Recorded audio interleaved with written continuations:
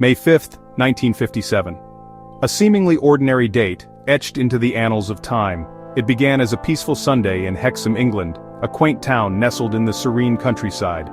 The air was crisp, the church bells were ringing, and life seemed to flow at an unhurried pace. The Pollock family, John, a devout and hopeful man, Florence, a pragmatic and loving wife, and their daughters Joanna and Jacqueline, two bright sparks of joy in their lives, were on their way to church, a weekly ritual that grounded them in faith and community. The girls, ages 11 and 6, their bond unbreakable, walked ahead, hand in hand, their laughter echoing through the quiet streets, embodying innocence and hope for the future. They were the picture of familial bliss, unaware of the tragedy that awaited them. Suddenly, without warning, tragedy struck with merciless force. A car, driven by a woman under the influence, her judgment clouded and reflexes impaired, veered violently off the road and directly into the path of the unsuspecting girls. Their parents, just steps behind, close enough to witness everything, witnessed the unthinkable, a moment that would forever be etched into their memories, a nightmare they could never escape. The loss was immediate and devastating, a gaping wound in the heart of the family, plunging the family and the entire close-knit community into a deep and inconsolable mourning. Newspaper headlines screamed the tragic news, capturing the raw heartbreak and disbelief that gripped the nation, and photos of the sisters, smiling and full of life, became poignant symbols of innocence lost and a future stolen. The Pollocks' home fell silent, the laughter and joy replaced by an unbearable emptiness, haunted by the absence of their beloved daughters. John, consumed by grief and desperate for any semblance of comfort, clung desperately to the belief that his daughters would someday return, perhaps through the mysterious phenomenon of reincarnation. He prayed fervently for a miracle, a sign, anything to ease the pain and validate his unwavering hope. Convinced in his heart that their story, their essence, wasn't truly over, that there was more to come. Florence, however, remained grounded in the harsh reality of their loss, struggled to reconcile John's unwavering belief with the unbearable pain of their present circumstances, finding it difficult to embrace such a fantastical hope. John's conviction only grew stronger with each passing day, fueled by a deep-seated need to find meaning in their tragedy, even as Florence gently urged him to accept their fate and find a way to move forward, to rebuild their shattered lives. He believed, against all odds, and despite the skepticism of those around him, that he would, in some form or another, see his beloved girls again, that their connection transcended the boundaries of life and death. This unwavering faith, this desperate hope against all reason, set the stage for a story that would challenge the very foundations of our understanding, pushing the boundaries of belief and forcing us to question the nature of reality itself. The tragedy of Hexham was not just a devastating end to two young lives, but the unexpected and unsettling beginning of a profound mystery that continues to intrigue and baffle researchers to this day. The Pollocks' overwhelming grief would soon give way, in the most unexpected of ways, to something even more extraordinary, something that defied explanation and challenged the very fabric of their understanding. Their story would ultimately become one of the most widely debated and intensely scrutinized cases in the scientific study of reincarnation, a paranormal puzzle that continues to captivate and confound experts and skeptics alike. In the agonizing months that followed the tragic accident, a palpable grief began to carve a deep chasm between the Pollocks. The shared sorrow, instead of uniting them, seemed to push them further apart, isolating them in their individual pain. The once vibrant family home now echoed with silence, each room a stark reminder of the daughters they had lost. John, grappling with an unbearable loss, retreated into a world of faith and fervent hope. He spoke of Joanna and Jacqueline not in the past tense, but as if they were merely away on a trip, still very much a part of their lives, convinced in his heart that they would someday return to him. Sleep offered little respite, haunted by vivid visions and dreams. In these nocturnal visitations he claimed to have seen Joanna and Jacqueline, their ethereal forms promising to come back, to fill the void that had consumed his existence. The empty children's bedroom became a shrine to his hope, a testament to his unwavering belief. Florence, however, found herself unable to share in John's unwavering faith. She saw his visions and pronouncements not as a source of comfort, but as a form of denial, a dangerous refusal to confront the harsh reality of their loss. She feared that clinging to such beliefs would only prolong their suffering, deepening the wounds that time seemed unable to heal. The thought of living in a perpetual state of hope, only to be met with further disappointment, was unbearable. Their fundamentally differing beliefs created a palpable tension, straining their marriage to its breaking point. Faith for John was a lifeline, for Florence it felt like a dangerous delusion. This clash of perspectives, faith clashing with pragmatism, threatened to unravel the very fabric of their relationship. Against the advice of friends and family who urged them to wait and grieve, Florence discovered she was pregnant within a year of the tragedy. For her, this pregnancy represented a chance for new life, a glimmer of hope in the darkness, an opportunity to rebuild and heal. It was a fresh start, a chance to focus on the future rather than dwelling on the past. But for John, the pregnancy held a different significance entirely. He saw it as a sign, a divine intervention, a confirmation of his unwavering faith. He became convinced with an almost unshakable certainty that Florence was carrying twins. He was certain that this was the answer to his prayers, the fulfillment of the promise he believed Joanna and Jacqueline had made. Medical professionals, relying on their expertise and examinations, disagreed with John's conviction. But despite the lack of medical evidence, John's conviction never wavered, remaining steadfast in his belief. He would often speak to Florence's growing belly, addressing the unborn children by the names of their lost daughters, Joanna and Jacqueline, further fueling Florence's anxieties. The remaining months of the pregnancy became a period of tense anticipation, fraught with uncertainty and unspoken fears. Was this a new beginning, a chance to heal and move forward? Or was it, as John so desperately believed, the return of Joanna and Jacqueline, a miraculous answer to his prayers?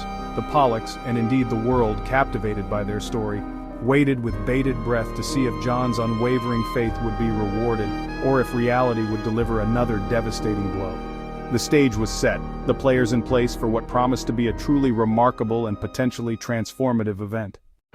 On October 4, 1958, a day etched forever in the Pollock family's history, Florence gave birth to twin girls, a moment of immense joy amidst lingering sorrow. The delivery room, usually filled with routine, held an air of anticipation, a silent question hanging in the balance. Would these new lives bring solace, or would they stir up the ghosts of the past? They were named Jillian and Jennifer, two beautiful, identical infants side by side, their tiny faces mirroring each other in perfect symmetry.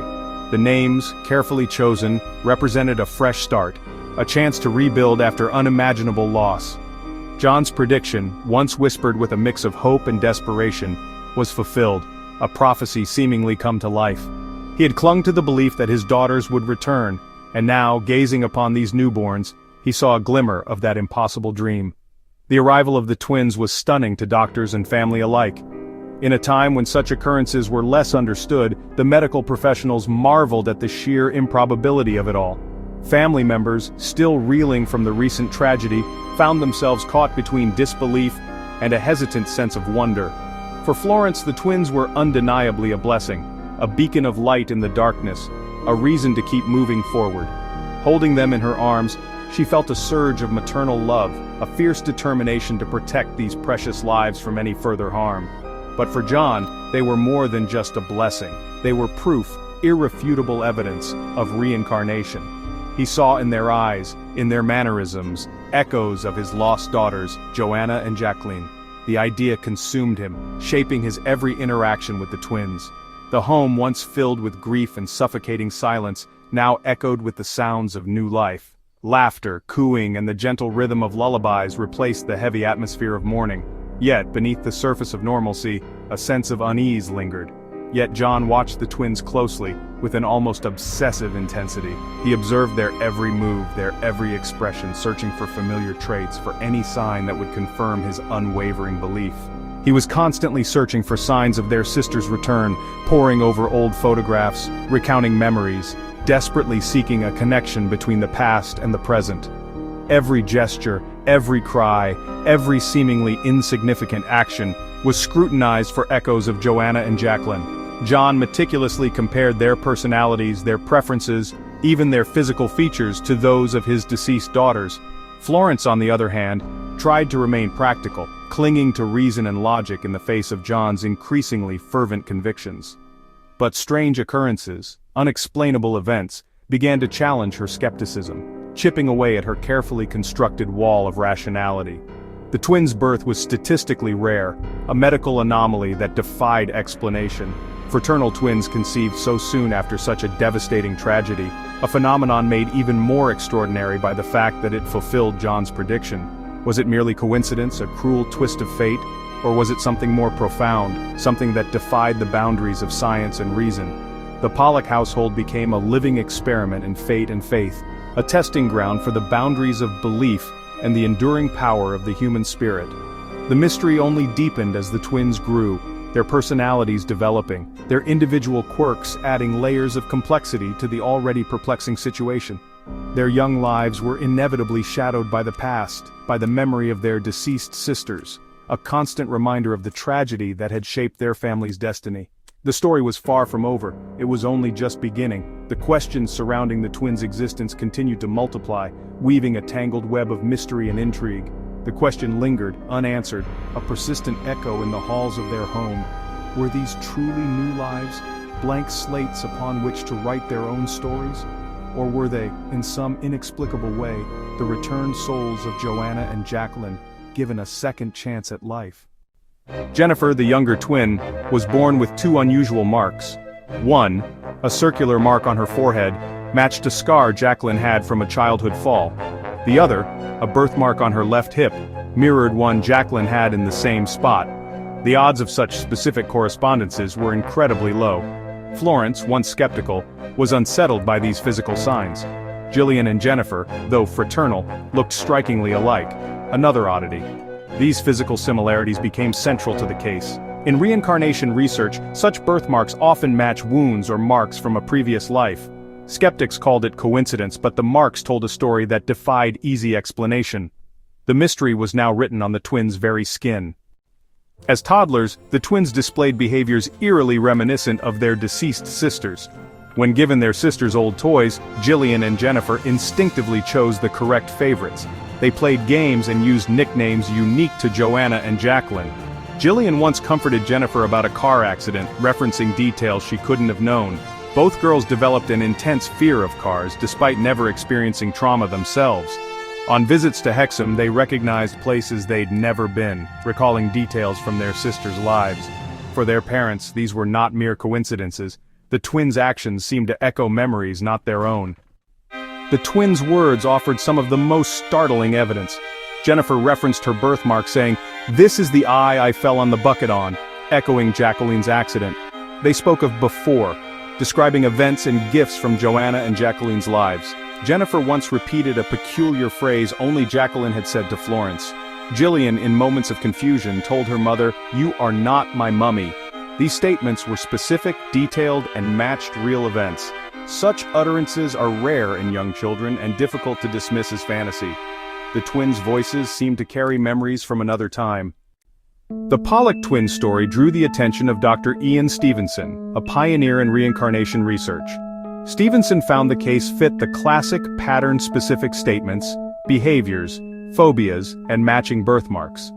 The twins' memories and knowledge emerged spontaneously, without parental prompting. Details they provided were verifiable and matched the lives of Joanna and Jacqueline. Stevenson's rigorous methods included cross-checking family accounts and independent verification. The case's strength lay in its specificity and the physical evidence.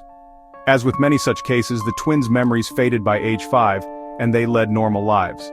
This fading is common in reincarnation cases worldwide. For parapsychologists, the Pollock twins remain a cornerstone example. The case suggests consciousness may persist beyond death, challenging conventional science.